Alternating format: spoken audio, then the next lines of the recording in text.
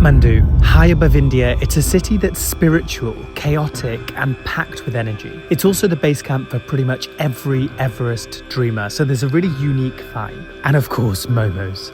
Always Momos. Join us in finding all of the best things to do in 24 hours in the capital of Nepal. Pretty much whatever time you're out in Kathmandu, there's always going to be traffic. And you can guarantee there's also going to be a car trying to get past another car that can't get past. Thamel is the backpacker heart of Kathmandu. Every shop is bursting with fake North Face gear, jackets, duffel bags, hiking boots and trekking poles, some of which we actually bought. The first stop, always food. We found a rooftop spot in Thamel called Forest and Plate. It was chilled, it was leafy, and it was the perfect reset before diving into the chaos of the city. Those two buses behind me are definitely stuck. Like neither can move in any direction because on the narrow streets of Thamel and Kathmandu, there's not enough room for a bike to pass a bike, let alone a bus to pass a bus. They do actually have, surprisingly, some great coffee in Nepal. Like, there's loads of specialty coffee shops. Today, instead, though, I've gone for a masala chai. So I've decided to do that instead.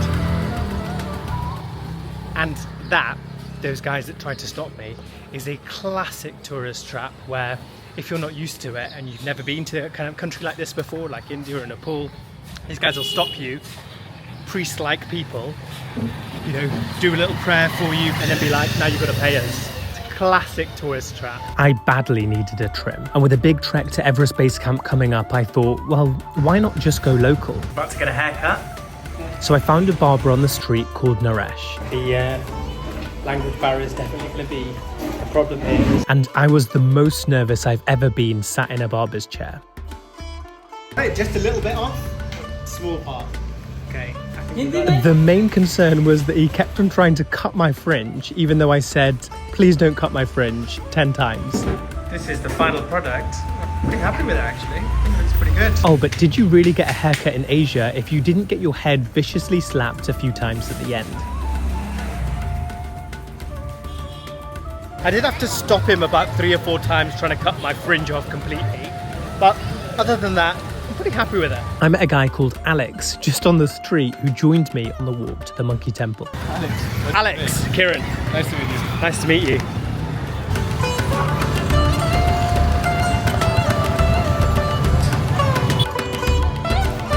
We're at the base of the monkey temple. About to head up the steps. You can probably tell from all the monkeys that are hanging around. Let's hope they don't get this camera. Prayer flags hang everywhere. Colourful rectangular cloths, each representing an element, blessing the surrounding area and all beings touched by the wind. That monkey enjoying a little feast of fruits. Stolen. Was it your watermelon? Yeah. And he took it. we just want. He just want to feed the monkey, but he doesn't want him to lobby. The monkey wants to feed himself.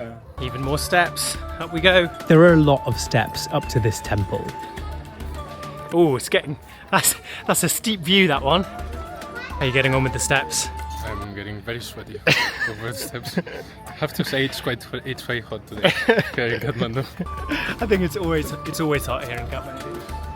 About halfway up. This is the Monkey Temple, Swayambhunath. It's a sacred Buddhist site and easily one of the most iconic spots in Kathmandu. Monks, prayer wheels, monkeys everywhere and stunning views over the city make it an ideal spot for a sunset. Good morning from Kathmandu. Today we are headed to Durbar Square, which from Thamel is about a half an hour walk, so setting off on the journey now. The mornings here are slightly cooler, but pretty much whatever time you're out in Kathmandu, there's always going to be traffic. We are en route to Durbar Square and it's a very busy route. Durbar Square is where the old royal palaces used to be.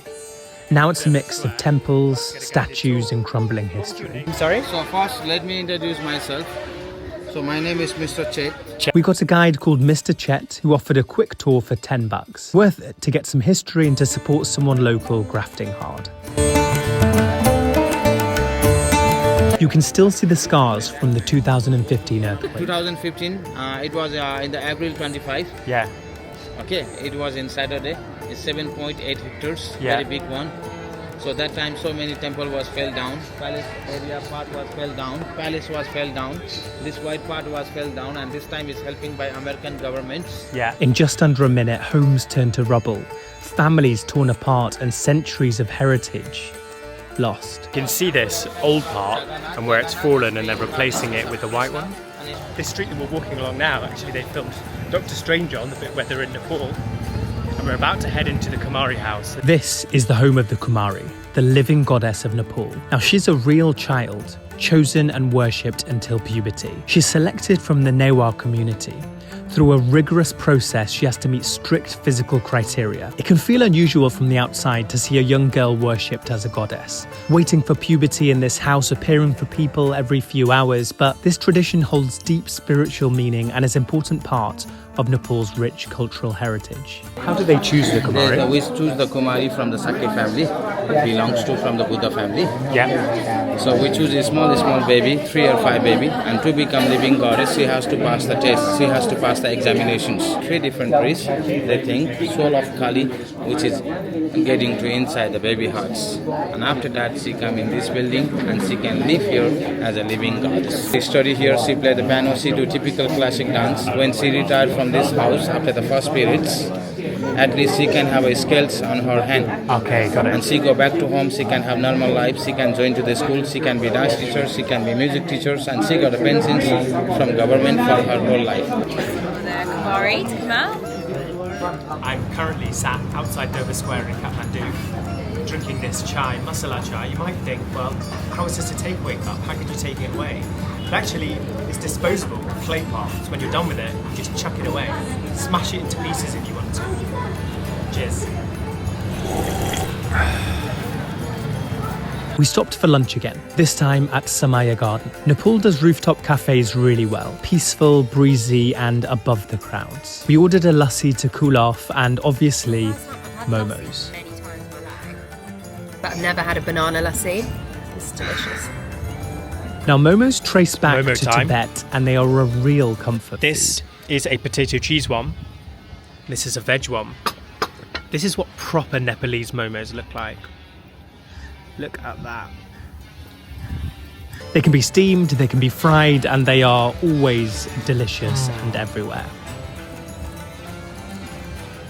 You know what?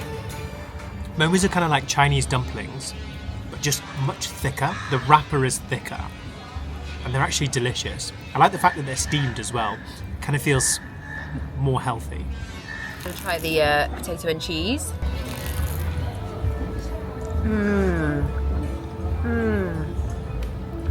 This is a solid 9 out of 10. The cheese they use around here is kind of weird though, so that kind of brings it down a couple of pegs. So we've taken a taxi about 20 minutes outside of the centre, and we're outside the entrance of Pashu Patinath temple, the Hindu temple.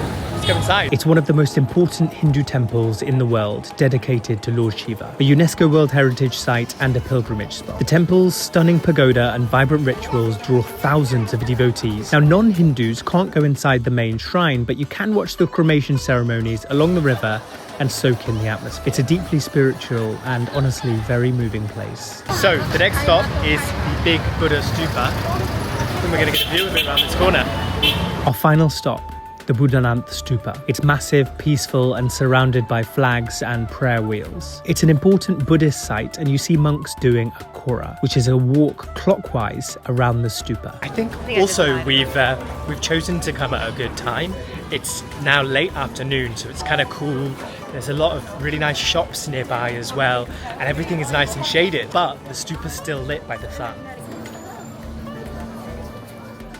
Kathmandu is busy, it's spiritual, and it's full of that trekking energy, but we barely scratched the surface. I feel like you could easily spend weeks here just exploring the food, the temples, the markets, but it's time for us to head up the mountains. Our next stop is Everest Base Camp. Subscribe if you want to follow the madness.